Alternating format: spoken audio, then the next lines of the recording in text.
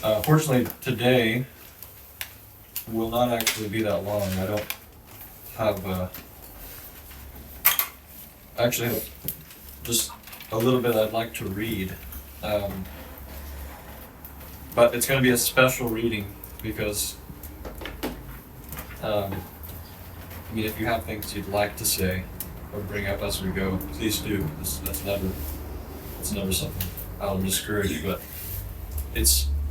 it'll be different in that I want you to listen very intently, and it won't just be like someone or one of us reading poetry so that we're trying to form things to say, as I have often encouraged you guys to do at the end. But your listening today, I hope, will even be something that is signifying the place that your heart has and is going to have before the Lord as we move more into what's ahead of us in this time and these teachings. I'm going to be reading some stuff from the Tao Te Ching, of all things. And the reason I'm not like assigning these as readings, or even wanting to encourage a whole lot of discussion about them, is because the words are actually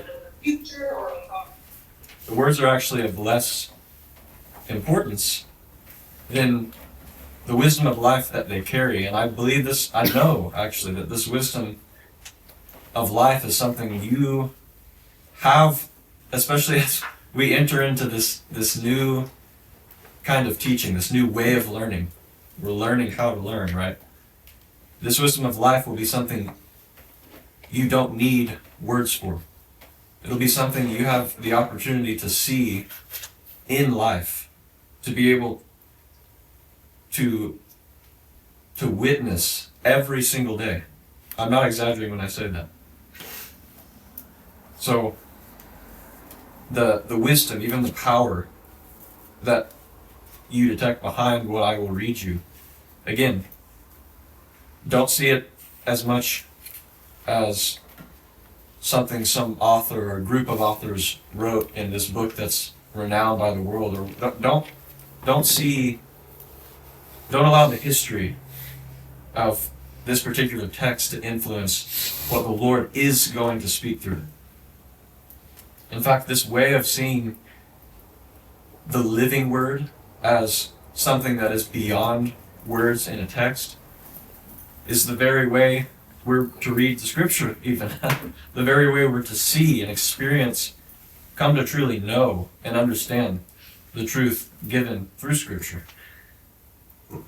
And no, I'm not comparing or setting the Tao Te Ching next to or as equivalent to scripture.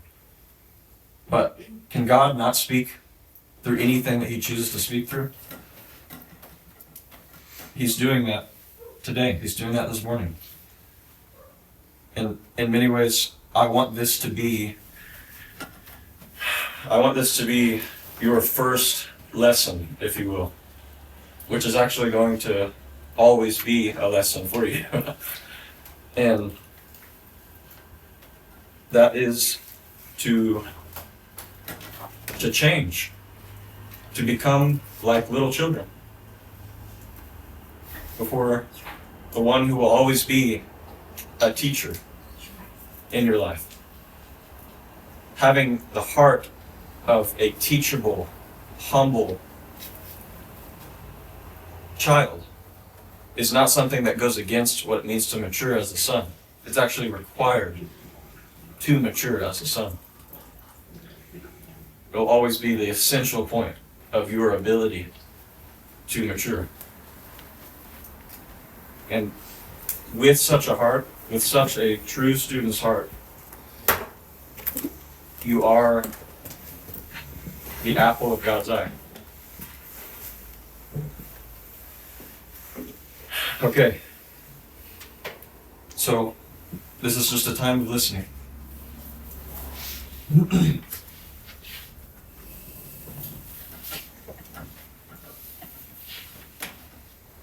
going to read slowly and carefully so that it's something that doesn't just go in one ear out the other.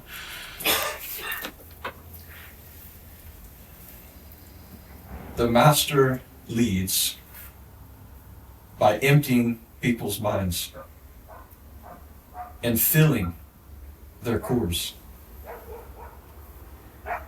by weakening their ambition and toughening their resolve. He helps people lose everything they know, everything they desire, and creates confusion in those who think that they know.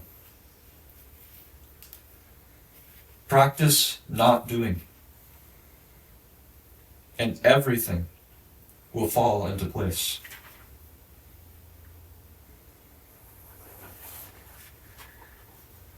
The supreme good is like water, which nourishes all things without trying to. It is content with the low places that people disdain. Thus it is like the way. In dwelling, live close to the ground. In thinking, keep to the simple. In conflict, be fair and generous. In governing, don't try to control. In work, do what you enjoy. In family life, be completely present.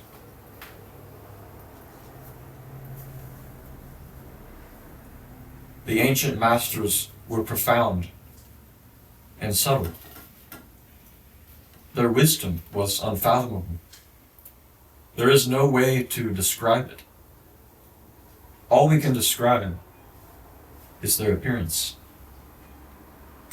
They were careful as someone crossing an iced-over stream, alert as a warrior in enemy territory, courteous as a guest, fluid as melting ice, shapeable as a block of wood, receptive as a valley, clear as a glass of water. Do you have the patience to wait till your mud settles and the water is clear? Can you remain unmoving till the right action arises by itself? The master doesn't seek fulfillment. Not seeking, not expecting, is present and can welcome all things.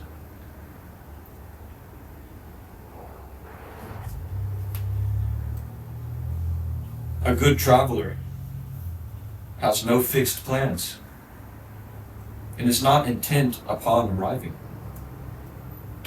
A good artist lets her intuition lead her wherever it wants. A good scientist has freed himself of concepts and keeps his mind open to what is. Thus, the master is available to all people and doesn't reject anyone. He is ready to use all situations and doesn't waste anything. This is called embodying the light. What is a good man but a bad man's teacher?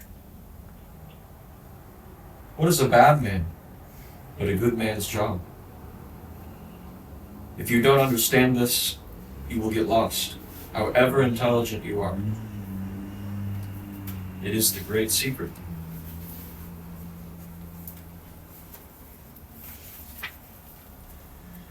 True perfection seems imperfect yet it is perfectly itself. True fullness seems empty, yet it is fully present. True straightness seems crooked. True wisdom seems foolish. True art seems artless. The Master allows things to happen. He shapes events as they come.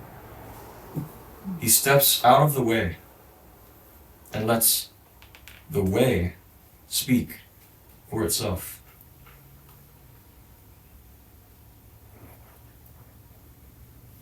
Whoever is planted in the way will not be rooted up.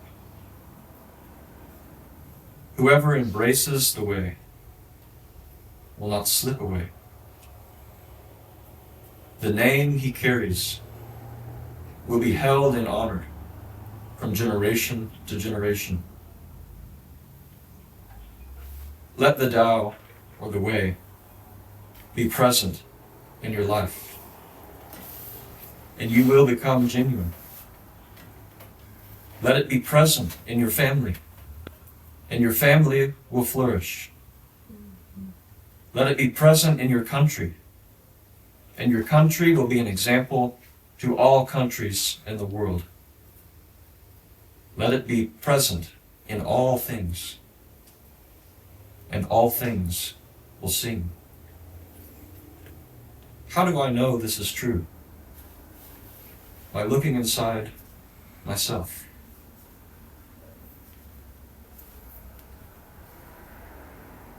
The ancient masters didn't try to educate the people, but kindly taught them to not know. When they think that they know the answers, people are difficult to guide. When they know that they don't know, people can find the way. All streams flow to the sea because it is lower than they are. Humility gives it its power. If you want to govern the people, you must place yourself below them. If you want to lead the people, you must learn how to follow them. Some say that my teaching is nonsense. Others call it lofty but impractical.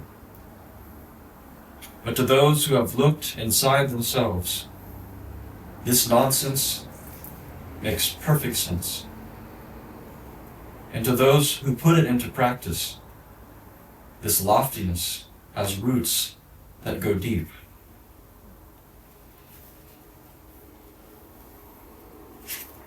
I have 3 treasures which I preserve and treasure. The first is compassion. The second is frugality. The third is daring to not be the first. Whoever has compassion can be brave. Whoever has frugality can be generous. Whoever dares not to be first can become the leader of the world. But to be brave without compassion, generous without frugality, prominent without humility, this is fatal. Whoever shows compassion in battle will conquer. Whoever shows compassion in defense will stand firm. Heaven helps and protects those with compassion.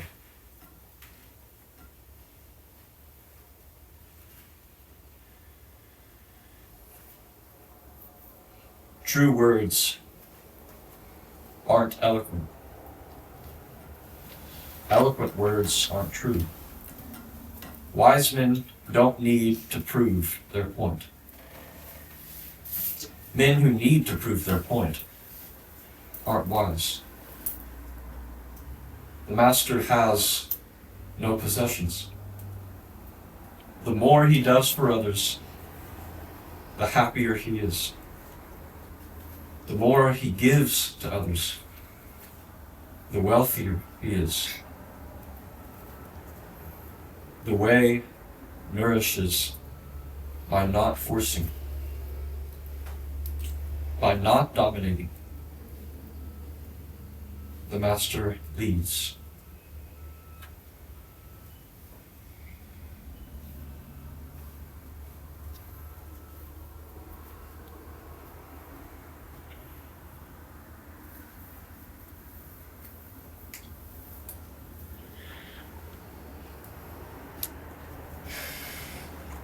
Your homework this week is to allow something to be written, but not on paper or on a screen. This is an opportunity to allow something to be written on your heart.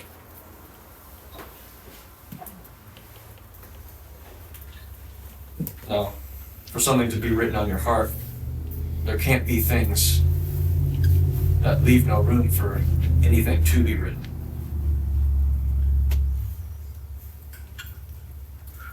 So, the encouragement is to look inside yourself, not in any kind of strange way, and really not in any way different than what we do or what it means to be in that quiet place, that intimate place before the Lord. And then something might be written. Something might begin to be written. And so, let it be written. That's all.